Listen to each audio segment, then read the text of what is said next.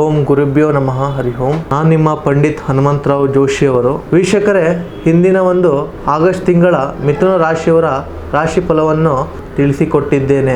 ಈ ವಿಡಿಯೋವನ್ನು ಲೈಕ್ ಮಾಡಿ, ಫಾಲೋ ಮಾಡಿ, ಶೇರ್ ಮಾಡಿ. ಈ ತಿಂಗಳು ನಿಮಗೆ ಹಣದ ವಿಚಾರದಲ್ಲಿ ನಿಮಗೆ 2 ಹಂತಗಳಲ್ಲಿ ಸಾಗುತ್ತದೆ.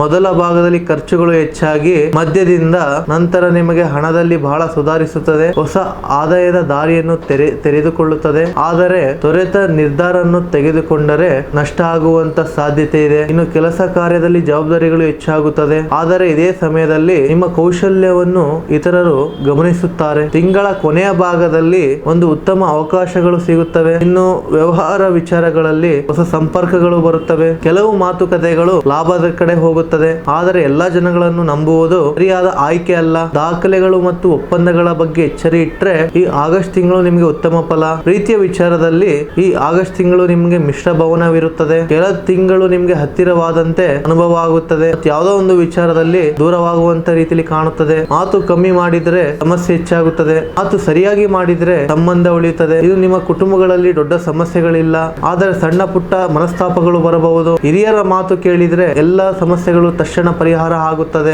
ಆರೋಗ್ಯದ ಕಡೆ ನೋಡಿದ್ರೆ ಒತ್ತಡ ಹಾಗೂ ನಿದ್ದೆ ಕೊರತೆ ಎನ್ನುವುದು ಕಾಣುತ್ತದೆ. ಮನಸ್ಸು ಹೆಚ್ಚು ಯೋಜನೆ ಆಗುವಂತ ರೀತಿಯಲ್ಲಿ ಇರ್ತದೆ. ಅದರ ನಿಯಂತ್ರಣ ಮಾಡಿಕೊಂಡ್ರೆ ನಿಮ್ಮ ಆರೋಗ್ಯ ಸ್ಥಿರವಾಗಿರುತ್ತದೆ. ಈ ಆಗಸ್ಟ್ ತಿಂಗಳಲ್ಲಿ ನೀವು ಒತ್ತಡ ಕಮ್ಮಿ ಮಾಡಲು ಪ್ರತಿದಿನ ಬೆಳಿಗ್ಗೆ ಗಣೇಶನಿಗೆ ಗರ್ಕೆ ಅರ್ಪಿಸಿ ಪ್ರಾರ್ಥನೆ ಮಾಡಿದರೆ ಮನಃಶಾಂತಿ ಬರುತ್ತದೆ. ಓಂ ಬುಧಾಯ ಮಂತ್ರವನ್ನು 21 ಬಾರಿ ಜಪಿಸಿ. ನೋಡಿದ್ರಲ್ಲ ವೀಕ್ಷಕರೇ, ಇದಾಗಿತ್ತು ಮಿಥುನ ರಾಶಿಯವರ ಆಗಸ್ಟ್ ತಿಂಗಳ ಭವಿಷ್ಯ. ಈ ವಿಡಿಯೋ ನಿಮಗೆ ಇಷ್ಟವಾಗಿದ್ರೆ ಲೈಕ್ ಮಾಡಿ, ಫಾಲೋ ಮಾಡಿ, ಶೇರ್ ಮಾಡಿ.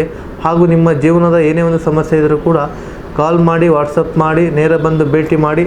ಧನ್ಯವಾದಗಳು.